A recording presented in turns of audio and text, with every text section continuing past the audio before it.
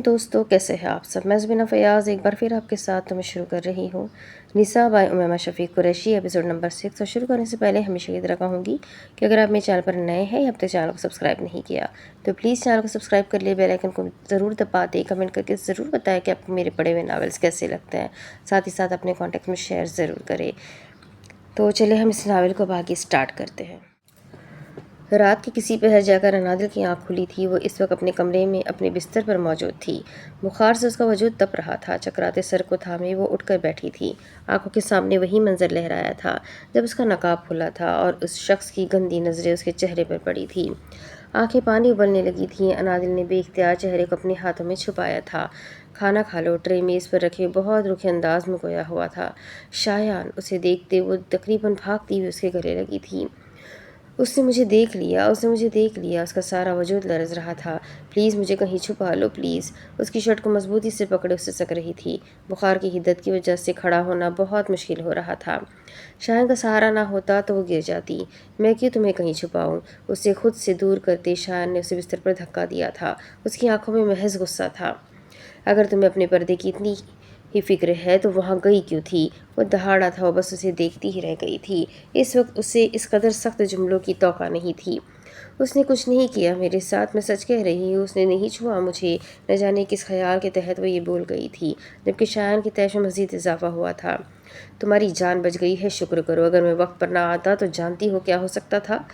اس نے مجھے دیکھ لیا، پتہ نہیں کیسے نقاب کھل گیا۔ وہ اپنی ہی دھن میں بولے چلی جا رہی تھی۔ بس کر دو انادل، تمہیں پتہ ہے تمہارا مسئلہ کیا ہے؟ تم نے ہر چیز کو سر پر سوار کر لیا ہے۔ ہر وقت پردہ پردہ اور صرف پردہ۔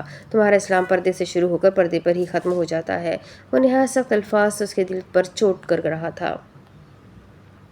بس کر دو، چپ ہو جاؤ، وہ بھی اپنی پوری قوت سے چلائی تھی۔ ہاں ایسا ہی ہے، میرے لیے پردہ اہم ہے، میں نہیں چاہتی کہ کوئی مجھے دیکھے، کوئی مجھے چھوئے، میں نہیں چاہتی۔ وہ روتی تھی۔ اگر ایسا ہے تو پھر کیوں مصیبت کو دعوت دیتی ہو؟ سکون سے گھر میں کیوں نہیں بیٹھتی تم؟ پردے کے وقت اسلام یاد آ جاتا ہے تمہیں؟ یہ نہیں پتا کہ شوہر کی اجازت کے بغیر گھر سے باہر نہیں جاتے؟ آج کے بعد اگر تم نے میری اجازت کے بغیر ایک قدم بھی باہر نکالا تو جان لے لوں گا میں تمہاری۔ ہراتا ہوا وہ باہر چلا گیا تھا۔ وہ تکیے میں منہ چھپائے نہ جانے کتنی دیر سے سکتی رہی تھی۔ وہ آج اسے چپ کروانے نہیں آیا تھا، وہ جانتی تھی کہ وہ آئے گا بھی نہیں۔ کالج سے واپسی پر وہ دونوں پیدل چل رہے تھے۔ موسم کی خنکی کی وجہ سے دونوں نے ہی جیکٹس پہن رکھی تھیں۔ نیاگرا فالز سے واپس ٹورنٹو انہیں کافی دن گزر گئے تھے۔ زندگی معمول کے مطابق گزر رہی تھی۔ افضل نے دوبارہ اپنے جذبات اس کے سامنے آشکار نہیں کیے تھے اور نہ ہی احنف نے دوبارہ اس حوالے سے کوئی بات کی تھی۔ آج تم میرے ساتھ گھر چل رہے ہو، اس نے گویا کہ دھماکہ کیا تھا۔ وہ اسے دیکھتا ہی رہ گیا تھا۔ آخر وہ کرنا کیا چاہتی تھی؟ مجھے غلط مت سمجھو احنف، میں بس ویسے ہی تمہیں اپنے والدین سے ملوانا چاہتی ہوں۔ ایک دوست ہونے کے ناطے تم میری اتنی سی خواہش تو پوری کر سکتے ہو نا؟ آنکھوں میں امید کے جگنو لیے وہ التجا کر رہی تھی۔ نفی میں ہلتا سر کب اسبات میں ہلا تھا وہ سمجھ نہیں سکا تھا۔ شاید وہ اسے مزید دکھ نہیں دینا چاہتا تھا۔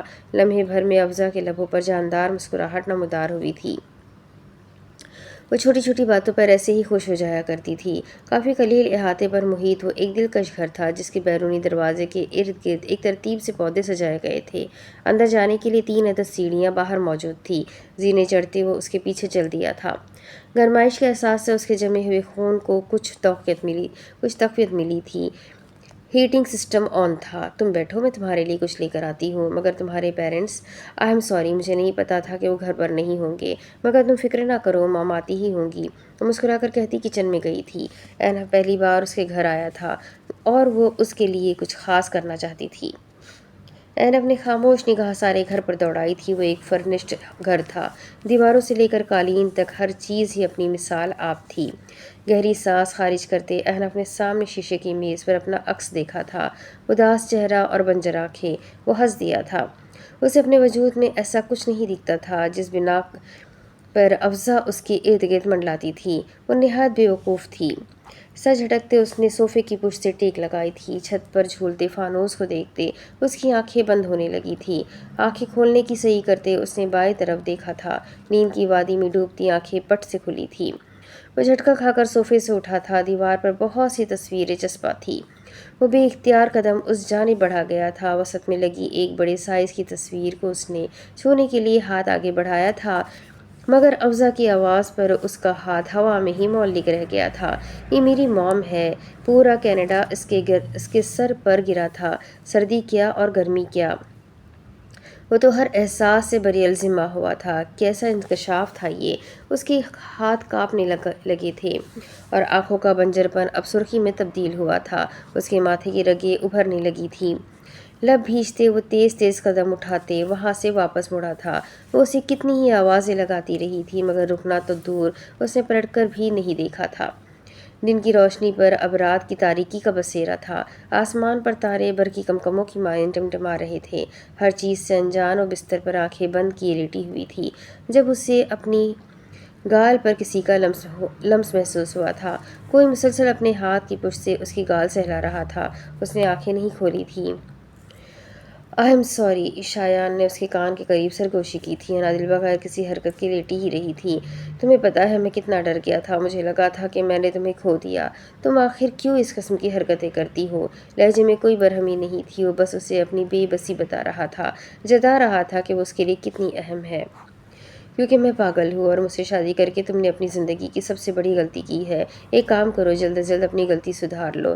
سرخ پڑتی آنکھوں کے ساتھ وہ ایک جھٹکے سے اٹھی تھی۔ آنکھوں کے گرد کی سجن چیخ چیخ کر بتا رہی تھی کہ وہ کتنی دیر تک روتی رہی ہے۔ کھانا بھی نہیں کھایا تم نے؟ وہ بے حد نرمی سے ایک بار پھر اس کے گال کی پشت سہلانے لگا تھا۔ انادل نے اس کے ہاتھ کو دور ڈھکیلا تھا۔ آنکھوں میں ایک بار پھر آنسو چمکنے لگے تھے۔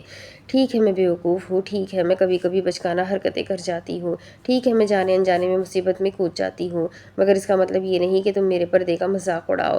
کوئی بھی انسان مکمل نہیں ہوتا، میں بھی نہیں ہوں شایان۔ مجھ میں ہزار خامیاں ہیں اور اس بات کو میں تسلیم کرتی ہوں۔ میں نہیں کہتی کہ میں عملی طور پر ایک بہت اچھی مسلمان ہوں، مگر میں کوشش تو کر رہی ہوں نا۔ اس کی آواز مدھم سے مدھم پڑتی جا رہی تھی۔ گرم سیال چہرے پر بہتے ہی چلے جا رہے تھے۔ ناک اور گال سرخ پڑ چکے تھے۔ میں کسی چیز کا مذاق نہیں اڑا رہا، میں جانتا ہوں کہ پردہ تمہارے لیے کتنا اہم ہے۔ میں بس یہ کہہ رہا ہوں کہ پردے کے علاوہ بھی بہت ساری چیزیں ہیں۔ تم مثبت پہلو کو بھی تو دیکھو نا۔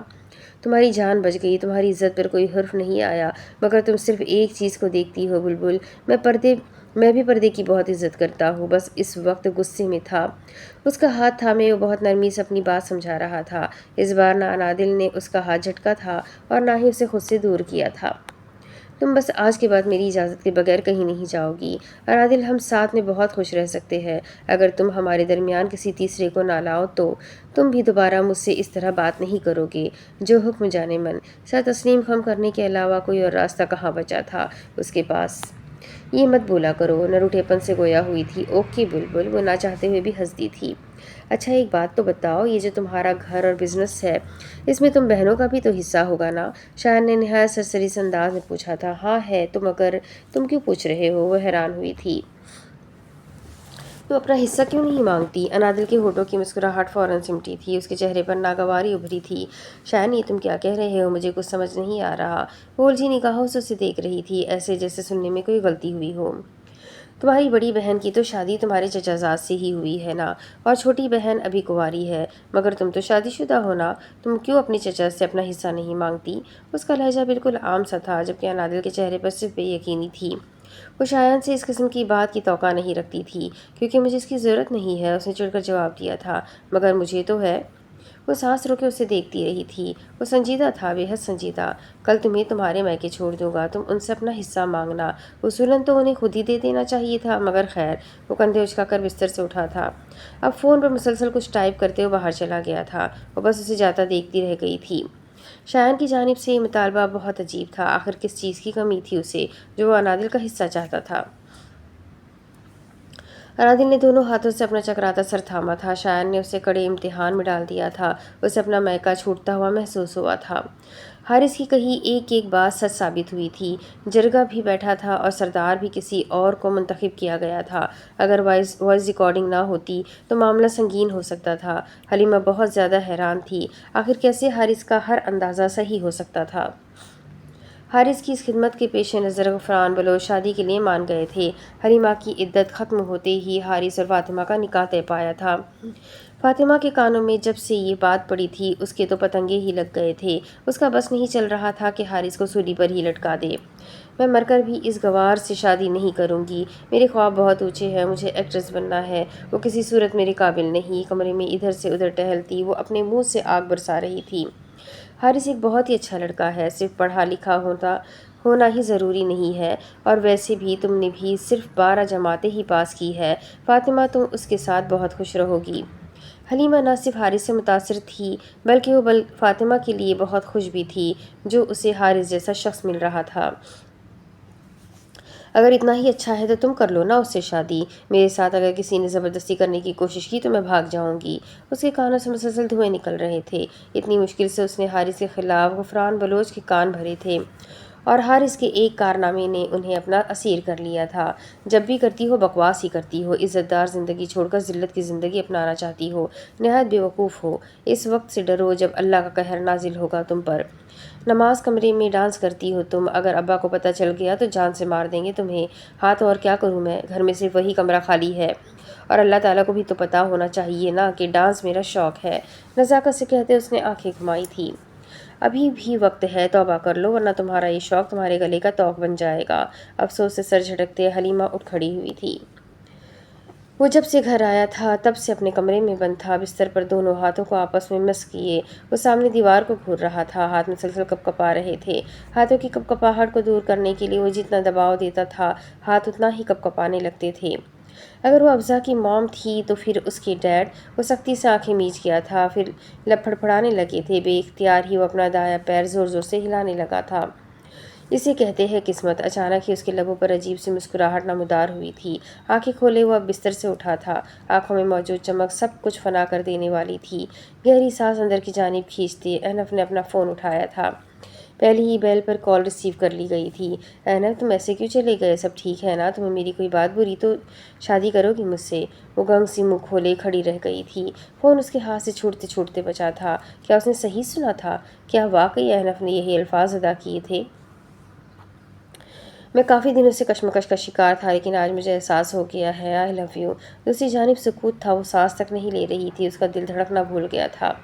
آج شام کو ہم یونیورسٹی کے ساتھ والے کیفے میں مل رہے ہیں، اپنی کہے اس نے کال کاٹ دی تھی، جبکہ وہ نہ جانے کتنی دیر اس تاریک فون کو کان سے لگائے کھڑی رہ گئی تھی۔ وہ جو اس سے اتنا کتراتا تھا، ہر بار اسے دھتکارتا تھا، وہ آج اظہار محبت کر رہا تھا، وہ بھی تب جب وہ اپنی ساری امیدیں ہار چکی تھی۔ کیا اسے ہی قسمت کہتے ہیں؟ کیا واقعی وہ اسے چاہنے لگا تھا؟ وہ خوش نہیں تھی، وہ حیران تھی۔ احنف نے اسے بہت بڑا شوق دیا تھا۔ اصل کھیل تو اب شروع ہوگا۔ میز تک جاتے اس نے پیپر ویٹ اٹھا کر زور سے دیوار گیر آئینے میں مارا تھا۔ آئینے کی دراروں میں اس کی خوفناک آنکھیں جھلس رہی تھی۔ وہ عبایا پہنے تیار کھڑی تھی۔ جب شایان کمرے میں داخل ہوا تھا، انادل کی آنکھوں میں کئی سوالات تھے جن کا جواب صرف شایان ہی دے سکتا تھا۔ چلے؟ شایان کے مسکرا کر پوچھنے پر وہ قدم قدم چلتی اس تک گئی تھی۔ میں وہاں جا کر اپنے حصے کا مطالبہ نہیں کروں گی۔ لبوں کی مسکراہٹ فوراً سمٹی تھی، اب چہرے پر سخت ناگواری ابھری تھی۔ وجہ سپاٹ لہجہ: کیونکہ ہمیں اس کی ضرورت نہیں ہے، اللہ کا دیا سب کچھ تو ہے ہمارے پاس، ویسے بھی مجھے میرا حصہ نہیں چاہیے۔ اس کا مطلب کہ تمہیں یقین ہے کہ وہ لوگ تمہارا حصہ نہیں دیں گے؟ طنزیہ مسکراہٹ اس کی جانب اچھالتے ہوئے بیٹھ کر اسے ٹیک لگاتے بستر پر بیٹھا تھا۔ ایک ٹانگ کو دوسری ٹانگ پر رکھے وہ اب ہاتھ باندھے دلچسپی سے انادل کے جواب کا منتظر تھا، جو بالکل سن کھڑی تھی۔ ایسا نہیں ہے، بس چچی جان فساد برپا کر دیں گی، اور پھر اپیا اور اینی کیا سوچیں گی میرے بارے میں، اور تمہارے بارے میں بھی؟ اسے سمجھانے کے لیے وہ بھی اس کے پاس ہی بیٹھ گئی تھی۔ اس کا مطلب کہ انہوں نے تمہاری شادی ایک امیر گھرانے میں اسی لیے کروائی تھی تاکہ جائیداد میں حصہ نہ دینا پڑے؟ اس بات میں سر ہلاتے وہ استہزائیہ ہنسا تھا۔ وہ اس کے بدلتے تیور دیکھ حیران رہ گئی تھی۔ یہ تو وہ شایان ہرگز نہیں تھا جو اس کے پیچھے دیوانہ وار پھرتا تھا۔ ایسی کوئی بات نہیں ہے، اگر تم امیر ہو تو ہم بھی ہیں، وہ برا مان گئی تھی۔ بلبل اٹھ کر بیٹھتے اس نے نرمی سے انادل کا ہاتھ تھاما تھا۔ تم میری بیوی ہو اور تمہیں ہر اچھے اور برے وقت میں میرا ساتھ دینا ہے۔ ابھی میرا بزنس بہت لاس میں جا رہا ہے، میں بہت پریشان ہوں، بس اسی لیے تم سے یہ کرنے کا کہہ رہا ہوں۔ وعدہ کرتا ہوں جیسے بزنس اسٹیبلش ہوگا میں تمہیں ساری رقم واپس کر دوں گا۔ وہ بہت نرمی سے اسے اپنی پریشانی بتا رہا تھا۔ ایک لمحہ لگا تھا اور وہ موم کی طرح پگھل گئی تھی۔ اس کا شوہر اس وقت برے دور سے گزر رہا تھا تو وہ کیوں نہ اس کا ساتھ دیتی؟ تم نے مجھے پہلے اس بارے میں کیوں نہیں بتایا؟ میں نے اپنے طریقے سے مسئلہ حل کرنے کی کوشش کی تھی، مگر اب سب ختم ہوتا نظر آ رہا ہے۔ اس کے چہرے کی اداسی نادل کو اندر تک ہلا گئی تھی۔ تم انکل سے کیوں نہیں بات کرتے؟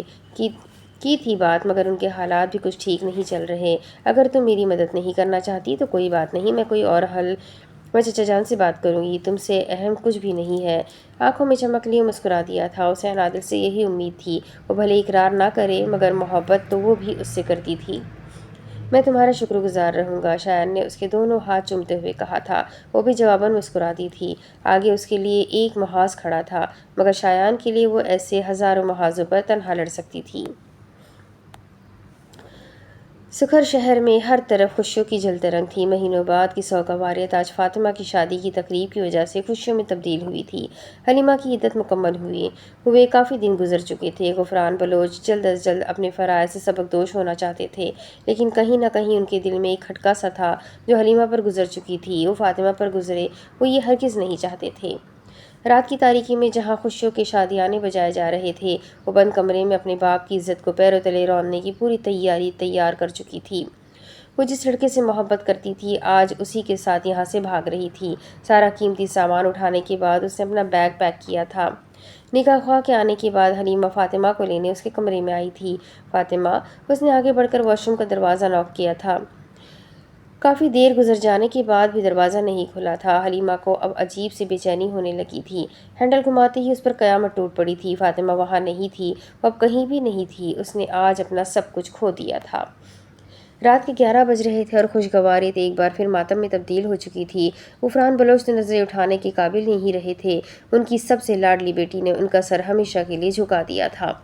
میں صحیح تھا، ہمیشہ سے صحیح تھا۔ بیٹیاں کسی بوجھ سے کم نہیں ہوتی۔ تمہاری بیٹی نے میری عزت خاک میں ملا دی۔ ان چاروں سے بھی پوچھ لو، اگر کوئی کسر رہتی ہے تو پوری کر لے۔ وہ غصے سے سر جھکائے باہر چلے گئے تھے۔ یہ سراب کہاں اٹھ سکتا تھا؟ طاہرہ سمیت سب بیٹیاں بھی مجرموں کی طرح سر جھکائے کھڑی رہی تھی۔ ایک کھوٹے سکے کی سزا اب عمر بھر سب نے ہی بھگتنی تھی۔ حارث کو جب فاطمہ کے جانے کی خبر ملی تھی تو وہ تو سکتے میں ہی چلا گیا تھا۔ بچپن سے صرف ایک ہی خواہش کی تھی اس نے، فاطمہ کو پانے کی خواہش، مگر وہ بھی پوری نہ ہو سکی۔ کوئی اور ہوتا تو یقیناً ہنگامہ کھڑا کر دیتا، مگر حارث کی والدہ ایک سمجھدار خاتون تھی، لہٰذا وہ مصلحتاً خاموش تھی۔ چلو حارث، گھر چلتے ہیں، انہوں نے نہایت نرمی سے کہا تھا۔ وہ اس وقت اپنی بیٹی کی کیفیت سے اچھی طرح واقف تھی۔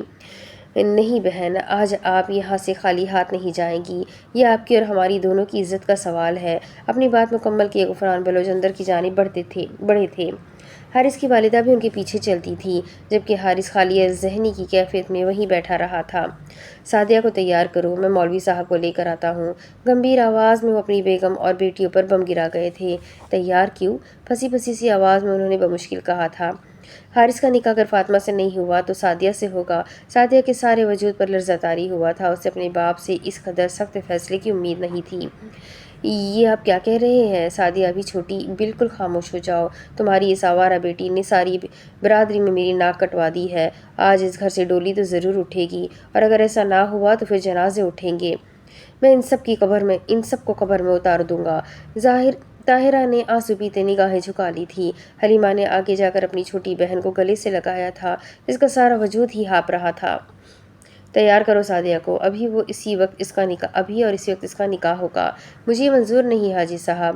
حارث کی والدہ کی آواز پر سب کی ہی نگاہیں دروازے پر مرکوز ہوئی تھی۔ وہ ایک نیک اور خدا ترس خاتون تھی۔ اپنی جوانی میں انہوں نے بہت سخت پردہ کیا، مگر بڑھاپے میں دمے کی وجہ سے وہ چہرہ نہیں ڈھانپ سکتی تھی۔ مگر اس کے علاوہ وہ ایک پردے دار خاتون تھی۔ مجھے معاف کر دے بہن، میں آپ سے بہت شرمندہ ہوں۔ آج میری عزت رکھ لے، سارے خاندان کے سامنے مجھے مزید رسوا ہونے سے بچا لے۔ میرا یقین کریں، میری بیٹی آپ کو شکایت کا کوئی موقع نہیں دے گی، یہ آپ کی بہت خدمت کرے گی۔ وہ سر جو وقار سے ہمیشہ بلند رہتا تھا، آج وہ نظریں ملانے تک کے قابل نہ رہا تھا۔ مجھے اس میں کچھ شبہ نہیں ہے، اور آج میں اس گھر سے بہو لے کر ہی جاؤں گی، مگر سعدیہ نہیں۔ وہاں موجود سب افراد کے دل دہل کر رہ گئے تھے۔ طاہرہ نے خوفزدہ نگاہوں سے اپنی دو چھوٹی بیٹیوں کی جانب دیکھا تھا، اور اگلے لمحے انہوں نے بے بسی سے ان کے آگے ہاتھ جوڑے تھے۔ میری بیٹی ابھی بہت چھوٹی ہے، خدا را ان پر یہ ظلم نہ کرے بہن۔ ایک ماں کی ممتا بری طرح تڑپ اٹھی تھی۔ آپ غلط سمجھ رہی ہے طاہرہ بہن، میں کم عمری کی شادی کے حق میں بالکل بھی نہیں ہوں، اور حاجی جی، اگر اسلام کے حوالے سے بھی بات کی جائے تو بیوہ یا طلاق یافتہ لڑکیوں کا نکاح کنواری لڑکیوں کے مقابل جلدی کرنے کا حکم دیا گیا ہے۔ میں اپنے حارث کے لیے آپ کی بڑی بیٹی حلیمہ کا ہاتھ مانگتی ہوں۔ لمحے بھر کے لیے سب تھم گیا تھا۔ حلیمہ کی سانسیں اکھڑنے لگی تھی۔ اپنی ایک بہن کے کیے کی سزا اب اسے بھگتنی تھی۔ وہ بیٹیاں تھی، کوئی بھیڑ بکری تو نہیں، یہ نہیں وہ والی، بلکہ وہ بھی نہیں وہ والی۔ اس کی آنکھیں خاموشی سے بھیگتی رہی تھی، وہ ٹانگیں بے جان پڑتی رہی تھی، مگر حجاب و قبول کے وقت اس کے لب ضرور ہلے تھے، اور باپ کی عزت اس سے ہی تو رکھنی تھی۔ بیٹیاں بوجھ نہیں ہوتی، لیکن بیٹیوں کے کندھوں پر بوجھ ضرور ہوتا ہے۔ باپ کی عزت کا بوجھ، ماں کی تربیت کا بوجھ، بھائی کی غیرت کا بوجھ، بہنوں کے اچھے مستقبل کے لیے سسرال کا ہر ظلم سہنے کا بوجھ، اور سب سے آخر میں ایک بیٹی ہونے کا بوجھ۔ چچی جان، میں کچھ مدد کروں؟ مسرت بیگم کچن میں کام کر رہی تھی جب انادل نے خوش دلی سے آفر کی تھی۔ پریگننسی کی وجہ سے انابیہ کی طبیعت آج کل کافی خراب رہنے لگی تھی۔ ڈاکٹر نے اسے زیادہ سے زیادہ آرام کرنے کو کہا تھا۔ معاف کر دو بی بی، مسرت بیگم نے باقاعدہ اس کے آگے ہاتھ جوڑے تھے۔ وہ انادل صاحبہ کی کوکنگ سے بخوبی واقف تھی۔ چچی جان، میں سیکھوں گی تو ہی مجھے آئے گا نا۔ وہ شایان کے لیے کھانا بنانا چاہتی تھی، مگر وہ جو مرضی کر لے اس سے ڈھنگ کا کھانا بنتا ہی نہیں تھا۔ یہ سب شادی سے پہلے یاد نہیں آیا؟ پتہ نہیں وہ بیچارہ کیسے برداشت کرتا ہوگا تمہیں، کہیں بد دعائیں تو نہیں دیتا ہمیں؟ یہ کیا مصیبت اس کے گلے میں ڈال دی؟ وہ منہ بسور گئی تھی۔ انادل نے اس وقت کو ہی کوسا تھا جب وہ کچن میں داخل ہوئی تھی۔ مسرت بیگم آخر کیسے میٹھا بول سکتی تھی؟ نہیں چچی جان، ایسا کچھ بھی نہیں ہے، وہ بہت خوش ہے میرے ساتھ۔ اب جواب دینا تو فرض تھا اس پر۔ ہے نہیں ہے، شوہر کا ادب کرتے ہیں، ورنہ بیوی چاہے جتنی بھی حسین ہو، ایک نہ ایک دن اپنی اہمیت کھو ہی دیتی ہے۔ یہ محض اخلاق ہوتا ہے جس کی وجہ سے گھر بستے ہیں۔ تمہیں تو مجھ سے زیادہ پتہ ہوگا، آخرکار سارا دن تم اسلام اور پردہ کرتی رہتی ہو۔ پیاز کاٹتے انہوں نے طنزیہ لہجے میں کہا تھا۔ صحیح بات اگر اچھے طریقے سے سمجھائی جائے تو وہ زیادہ مؤثر ثابت ہوتی ہے۔ اس سب میں پردہ کہاں سے آ گیا؟ اور جھنجھلا گئی تھی۔ یہی تو ہوتا تھا ہمیشہ اس کے ساتھ، اس کی ہر غلطی اور ہر گناہ کو اسلام کے ترازو میں رکھ کر تولا جاتا تھا۔ بیوی میرا دماغ مت کھاؤ، جاؤ یہاں سے، اچھے سے جانتی ہوں تمہاری پارسائی کو۔ صرف پردہ اور نماز ہی اسلام نہیں ہوتا، اور بھی بہت کچھ ہوتا ہے۔ مزید کچھ بھی سننے کی سخت وہ کھو چکی تھی۔ یہ اس کے ساتھ پہلی بار نہیں ہو رہا تھا۔ اصولاً تو عادی ہو جانا چاہیے تھا، مگر اپنوں کی کہی باتیں ہمیشہ دکھ دیتی ہے۔ انسان جتنا بھی مضبوط ہو جائے، اسے کہیں نہ کہیں تکلیف ضرور ہوتی ہے۔ اپنے کمرے میں بستر پر بیٹھی وہ نہ جانے کتنی دیر آنسو بہاتی رہی تھی۔ دروازے کی دستک پر اس نے فوراً آنسو پوچھے تھے۔ بیا آپی نے مجھے بتایا کہ دل صاحبہ آئی ہوئی ہے تو میں خود کو روک نہیں پائی۔ تمہارے سسرال آنا عجیب لگتا ہے، لیکن یہاں تو آ سکتی ہوں نا۔ مریم دھڑام سے اس کے پاس ہی آ بیٹھی تھی۔ انادل سمٹتے ہوئے سرخ آنکھوں سے مسکرائی تھی۔ تم رو رہی ہو دل؟ وہ اپنے آنسو مریم سے نہیں چھپا سکتی تھی۔ اگر چھپا بھی لیتی تو بھی وہ اس کی آنکھوں میں چھپے چمکتے موتی ڈھونڈ ہی لیتی تھی۔ نہیں تو مسکرانے کی ناکام کوشش کرتی وہ سچ میں روتی تھی۔ دل سب ٹھیک ہے نا؟ کہیں شایان؟ ایسا کچھ نہیں ہے، بس ایسے ہی دل بھر آیا۔ آنسو صاف کرتے ہوئے ایک بار پھر مسکرائی تھی۔ اب تم مجھ سے بھی جھوٹ بولو گی؟ ایک خفیف نگاہ اس پر ڈالتے مریم نے اسے گھوری سے نوازا تھا۔ جھوٹ نہیں بول رہی، واقعی میں دل بھر آیا تھا۔ کبھی کبھی لوگوں کی باتیں بے حد تکلیف دیتی ہے۔ میں اکثر سوچتی ہوں کہ جس طرح لوگ ہمیں جج کرتے ہیں، اگر اللہ بھی ایسے ہی جج کرے تو ہم انسانوں کا کیا بنے گا؟ مگر شکر ہے کہ ایسا کچھ نہیں ہوتا۔ وہ خالق ہے، اور خالق اپنی مخلوق کو اچھے سے جانتا ہے۔ وہ میرے اندر سے بخوبی واقف ہے۔ دل ہوا کیا ہے؟ مریم نے اس کے ہاتھ پر دباؤ دیتے نرمی سے پوچھا تھا۔ تم مجھے ایک بات بتاؤ، اگر کوئی انسان پردہ کرے یا پھر نماز پڑھے تو کیا وہ کامل ہو جاتا ہے؟ کاملیت تو صرف اللہ کے لیے ہے، پھر آخر کیوں لوگ دوسروں کی زندگی مشکل بنا دیتے ہیں؟ اگر کوئی انسان اسلام کے اصولوں پر عمل پیرا ہونے کی کوشش کرتا ہے تو سب سے پہلے تو لوگ اسے ماضی کی کوتاہیاں یاد کروا کر مار دیتے ہیں، اور چلو پھر بھی وہ انسان اپنے ایمان پر ڈٹا رہے تو لوگ اسے انسان کم اور فرشتہ زیادہ سمجھنے لگتے ہیں۔ اس سے کبھی کوئی غلطی نہیں ہو سکتی، اسے ہمیشہ کامل ہونا ہے، اسے کبھی کوئی گناہ نہیں کرنا، اور بالفرض وہ گناہ کر بیٹھتا ہے تو لوگ اسے طعنے دے کر مار دیتے ہیں۔ اس کی آنکھوں سے بہتا پانی اب تھوڑی سی ٹپکنے لگا تھا۔ مریم خاموشی سے اس کی ساری باتیں سن رہی تھی۔ کسی نے ساری زندگی شاید ایک نماز بھی نہ پڑھی ہو، مگر وہ دوسروں کو یہ بتانا ضرور اپنا فرض سمجھتا ہے کہ تمہارا قبلہ درست نہیں ہے، تم نے تو پیر برابر نہیں رکھے ہوئے، تم نے تو حجاب ہی ٹھیک سے نہیں کیا، تمہیں تو ٹھیک سے نماز ہی نہیں پڑھنی آتی۔ آواز بھرا گئی تھی، رونے کی وجہ سے ناک سرخ پڑ چکا تھا۔ کسی نے کچھ کہا ہے تم سے؟ مریم نے بہت شائستگی سے پوچھا تھا۔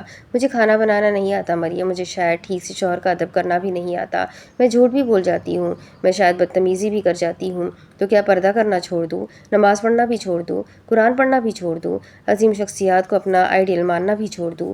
میں یہ نہیں کر سکتی مریم، نہیں کر سکتی۔ ایسا نہیں تھا کہ وہ کمزور تھی یا پھر ایسی باتیں اس نے کبھی پہلے نہیں سنی تھی، وہ اس سے بھی زیادہ تلخ باتیں سننے کی عادی تھی، مگر زندگی میں کہیں نہ کہیں صبر کا پیمانہ ٹوٹ ہی جاتا ہے۔ تمہاری چچی نے تم سے کچھ کہا ہے؟ اس کی باتوں سے اندازہ لگانا زیادہ مشکل نہ تھا۔ انادل نے سر جھکایا، اس بات میں سر ہلایا تھا۔ حد ہے دل، تم کب سے ان کی باتوں کا سٹریس لینے لگی؟ چھوڑو یار، مریم نے اسے تسلی دینے کے لیے کہا تھا۔ شاید شادی کے بعد وہ پہلے سے زیادہ حساس ہو گئی تھی۔ سر ہلاتے ہوئے مدھم سا مسکرائی تھی، دل کا غبار اب نکل چکا تھا، وہ کافی اچھا محسوس کر رہی تھی۔ شانزہ کی منگنی میں آؤ گی تم؟ شایان سے پوچھوں گی، اگر وہ کہے گا تو آ جاؤں گی۔ تم پر پابندی لگاتا ہے وہ؟ ایسی بات نہیں ہے، وہ بس مجھے لے کر خوفزدہ ہے، بہت محبت کرتا ہے مجھ سے، مجھے کھونا نہیں چاہتا۔ اس کے چہرے پر ایک دم ہی گلابی رنگ بکھرا تھا، میں شایان کا ذکر ہی اس کی تقویت تھا۔ اس واقعے کے بعد انادل پر اپنے دوستوں سے ملنے کی مکمل پابندی تھی۔ وہ واقعی بہت زیادہ ڈر گیا تھا۔ اس کی بیوی احمق تھی، مگر کم از کم وہ ایسا نہیں تھا۔ رات کے کھانے کے بعد آج اتنے دنوں بعد سارا خاندان لاؤنج میں بیٹھا پرانی یادیں تازہ کر رہا تھا۔ ویسے دل ٹریٹ کب دے رہی ہو؟ بلکہ ٹریٹ کیوں، ہمیں تو ایک گرینڈ پارٹی چاہیے۔ ذیشان کی بات پر اس کے ماتھے پر شکنیں پڑی تھی۔ ذیشان کے ہوتے ہوئے وہ یہاں کبھی نہ بیٹھتی، مگر یہ انابیہ کی ضد تھی، وہ کوئی بدمزگی نہیں چاہتی تھی۔ میں کچھ سمجھی نہیں ذیشان بھائی، تم اور تمہارا شوہر تو بہت چھپے رستم ہو اور کنجوس بھی۔ تمہارے شوہر کی کمپنی اس وقت پورے پاکستان میں نمبر 3 پر رینک کر رہی ہے، اور تم لوگوں نے پارٹی تو دور، مٹھائی تک نہیں کھلائی۔ وہ بس اسے چھیڑ رہا تھا، جبکہ انادل کا وجود بالکل چھل پڑ رہا تھا، اسے ٹھنڈے پسینے آنے لگے تھے۔ تم میری بیوی ہو اور تمہیں ہر اچھے اور برے وقت میں میرا ساتھ دینا ہے۔ ابھی میرا بزنس بہت لاس میں جا رہا ہے، میں بہت پریشان ہوں، بس اسی لیے تم سے یہ کرنے کا کہہ رہا ہوں۔ تو کیا شایان نے جھوٹ بولا تھا؟ اسے گھٹن محسوس ہونے لگی تھی۔ اگر اس کی کمپنی ٹاپ 3 میں رینک کر رہی تھی تو پھر اسے انادل کے حصے کی کیا ضرورت تھی؟ آخر اس کے دماغ میں کیا چل رہا تھا؟ آخر وہ کرنا کیا چاہتا تھا؟ اب اس کے آگے کی کہانی میں آپ کو اگلے ویڈیو میں سناؤں گی کہ آگے کیا ہوگا۔ یہ جاننے کے لیے میرے ساتھ بنے رہے، ویڈیو کو لائک کریں، چینل کو سبسکرائب کریں، بیل آئیکن کو ضرور دبائیں۔ ملتے ہیں اگلے ویڈیو میں، تب تک کے لیے اپنا خوب سارا خیال رکھیں، مجھے بھی دعا میں یاد رکھیں۔ اللہ حافظ۔